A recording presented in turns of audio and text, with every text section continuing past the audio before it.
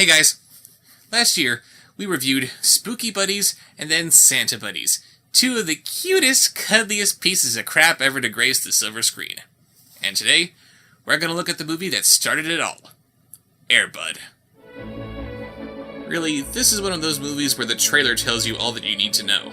A sad little boy finds a dog, they become friends, it turns out the dog can play basketball, little boy and/or entire town gets happy ending. This kind of movie writes itself. But since I'm now obligated to review every movie in this franchise, might as well get this out of the way. And also, since talking dog movies are apparently my thing now, I gotta be all cute and fluffy again for this, don't I? Our movie begins with a weird alternate opening to Warrior of the Lost World, where the warrior is apparently a creepy-ass clown instead of the paper chase guy. The clown, played by Michael Jeter, is on his way to his next job in Fernfield, Washington, with his dog. He'll eventually be named Buddy by our adolescent protagonist, but I don't think he's ever given a name by his original owner here. Hey, kids! It's Happy Slappy time! Oh, come on! Did you enjoy that happy slappy thing? Too bad, that's going to be the comedic highlight of his act.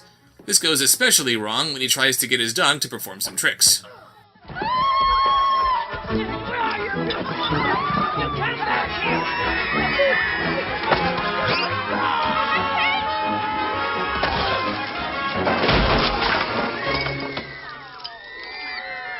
Come on, get up here. I warned you. You had your chance, you flea-bitten mongrel. You're going to the pound. You hear me? You're going to the pound. I hate birthday parties. I hate kids. I hate being a clown. So, how is that the dog's fault? He drives off in a huff, and predictably, Buddy's kennel falls out of the truck. Who saw that one coming? Luckily, it lands safely on the road instead of rolling him around into a bloody mess. He almost gets hit by a family making their way to their new home, but because they didn't pick up Buddy immediately, he swore revenge on them in the form of Cujo Wise. They float, Josh. They all float! I kid. Buddy does not talk in this movie. You're all breathing a sigh of relief. I can hear it all the way from here. But yeah, this is our main character, Josh, who isn't feeling too chipper because he has to move to a new town. Uh-oh, it also appears that Josh's dad died in a plane crash. Is he little Hal Jordan? Is he going to discover that Buddy is actually Gnort? Oh, wait, he likes playing basketball with his dad. It better not turn out that his dad's spirit is inside Buddy. We don't need another Jack Frost. His mom thinks that maybe getting him involved in the school band will get his spirits up, so she signs him up for the one instrument with no comical connotations whatsoever. The trombone! No. Don't blow so hard. Don't worry. In a few years, this franchise will blow plenty hard. Since that didn't work, and surprisingly we do not get any tromboner jokes from the other kids, Josh is still a sad panda. He wanders into a basketball court behind an abandoned church, where this happens.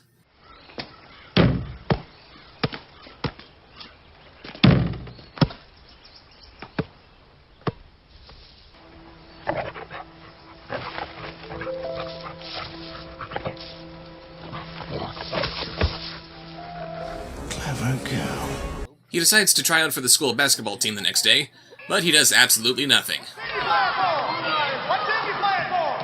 Who's gonna win? Who's gonna win? I can't hear you. What team's gonna win? Tryouts don't work unless you move, kid.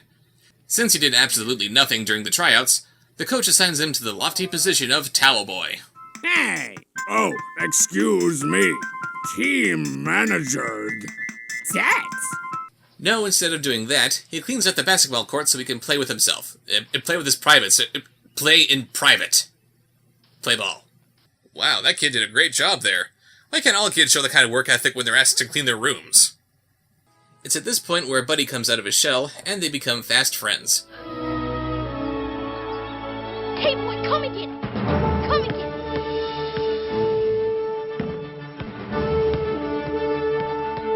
Not to be picky, but doesn't this music sound like it'd be better suited to a superhero discovering his new abilities?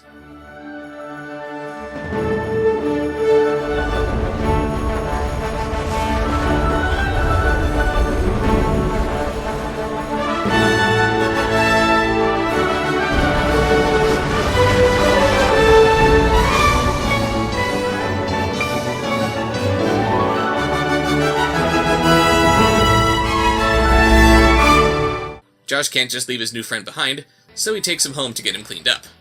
Stay, buddy. Oh yeah! Because a dog who's been traumatized by his owner really needs loud noises! Hi, Mom. Can I help with the groceries? Excuse me? Can I help with the groceries? How's your day? Okay, what's going on? What's this? A kid's movie where the parent isn't a moron? This is a landmark movie! Of course, Josh tries to hide Buddy from his mom, but...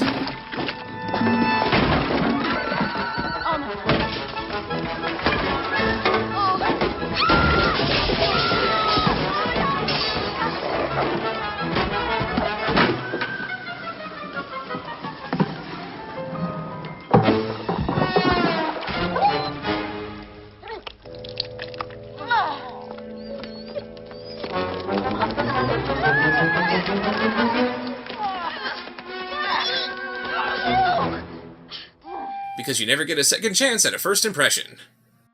Great, they just blew $50 worth of donut glaze for this shot. Sweetie, I know this is more my area of expertise, but I assure you, this scene requires a must be a Bob show. You mean... Oh yeah. You! His mom tells him that they need to try to find Buddy's original owner, so Josh begrudgingly hangs up a bunch of found flyers. Okay, that's pretty adorable. No, I like my new people, so I eat flyer. I got an idea.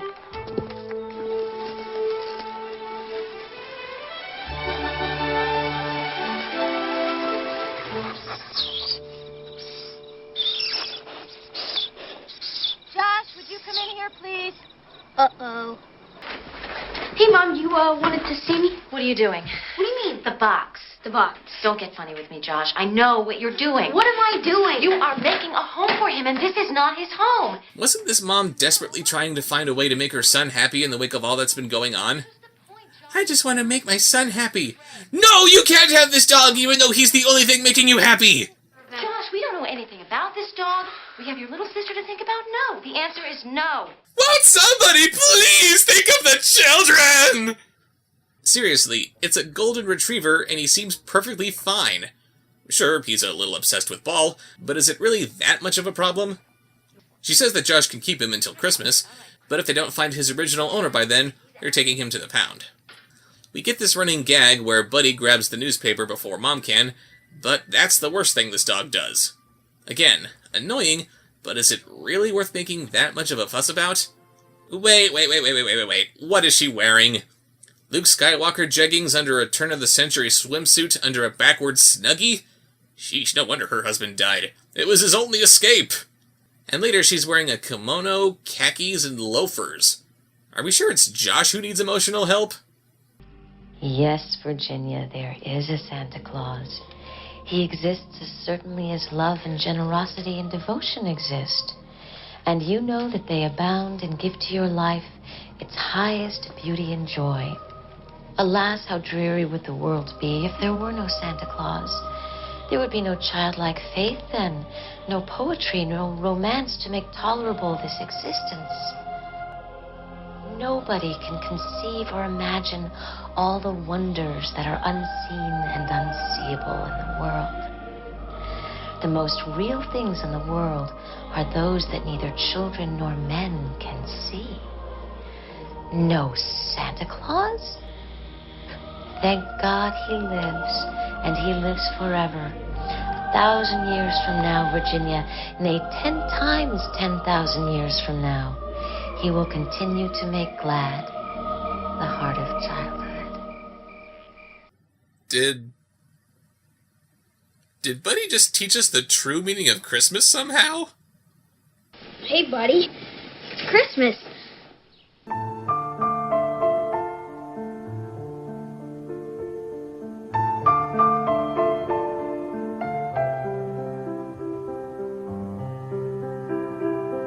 No, actually it turns out that his mom just wrapped Buddy up like a Christmas present as her way of saying that they can keep him. Pretty long way to go to make your son happy, but whatever.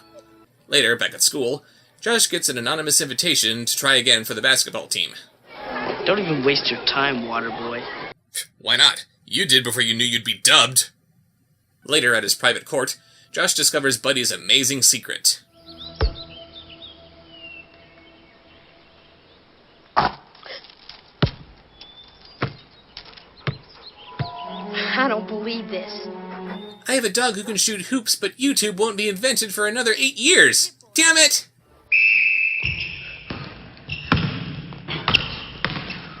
All right, gentlemen, listen up.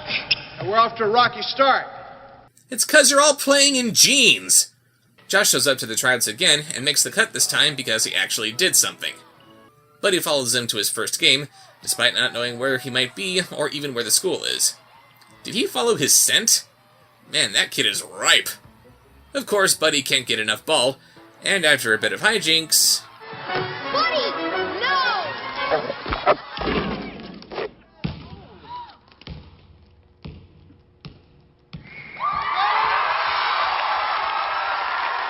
So Buddy's a hit with the school. Sadly, dogs aren't built for running on hardwood flooring, so Josh makes some shoes for him. Oh, no, I'm sure these are really great Paperboy. Josh! Okay, I stand corrected. He isn't Gnort, he's Crypto! Later at one of Josh's practices, we see that the janitor, who formerly played for the New York Knicks, has been inspired by Josh and Buddy, and has taken over the team as their new coach. You see this ball? I don't see nothing. I do. It's a good ball. Regulation weight, size, a little worn, but still got a nice bounce to it. Oh yes, it's the George Lucas line of basketballs. You see this ball?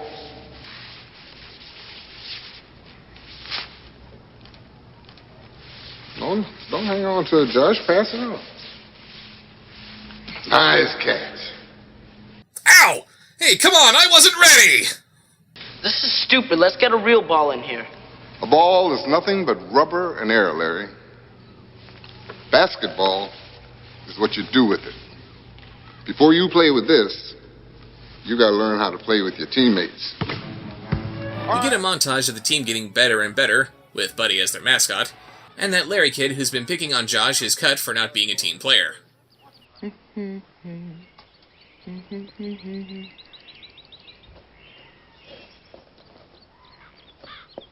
Oh goody, that running gag of Buddy stealing the newspapers amounts to... not a very satisfying payoff. Word of a new basketball-playing dog reaches Mr. Happy Slappy. Yes, that is the clown's name. And he seeks out Josh's mom to get him back. I believe you got my dog. What? My dog. You know, old Blue. Maybe you'd like to see his papers. His papers, which I guess don't have his name on them? His mom is powerless to keep Slappy from taking Buddy, but Josh won't have it and breaks him free from the clown's clutches. After a chase scene which involves less vehicular manslaughter than you might imagine, Josh can't see how he and Buddy can continue being together, so he has to let him go. Go on, buddy. You're free now. Go. Go on. Buddy, get. You have to go, buddy. Please, buddy. Go. Get. Go. Get out of here. Don't you understand? Get.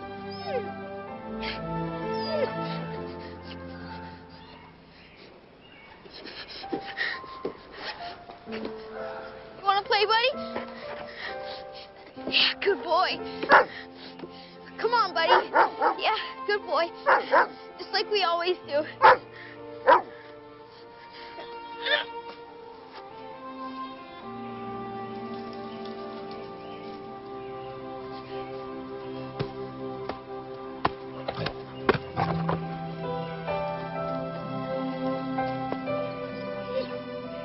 And just so you know, it's perfectly okay to reach for your Kleenex at this point.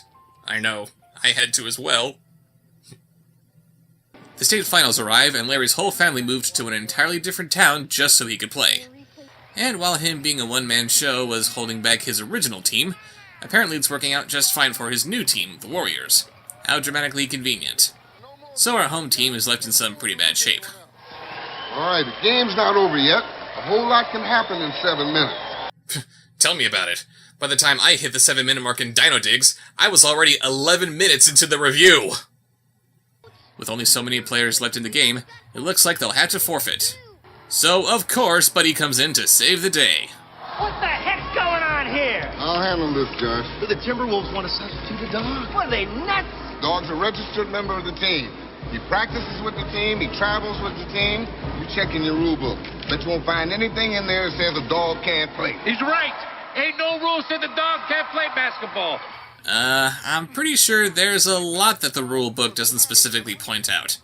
Or am I allowed to play basketball with a dinosaur? There's no law against it.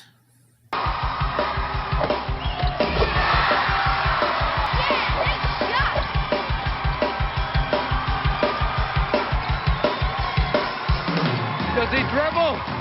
No, but he might drool a little bit. Never heard that one before.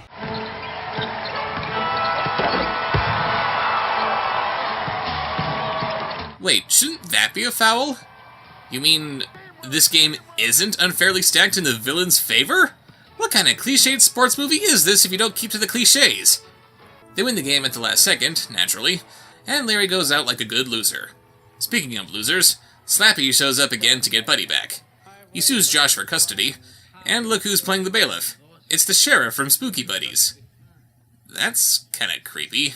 Kind of like looking into the future. Slappy arrives in full clown garb, because this is proper courtroom attire, but since his papers for Buddy were ruined in the car wreck, he hasn't a floppy red shoe to stand on. So the judge says that they should let Buddy decide who he should belong to, and of course he picks Josh, and Slappy is taken to jail where he'd eventually befriend a little mouse, and, well, things didn't exactly work out too well for him. Oh, there you go.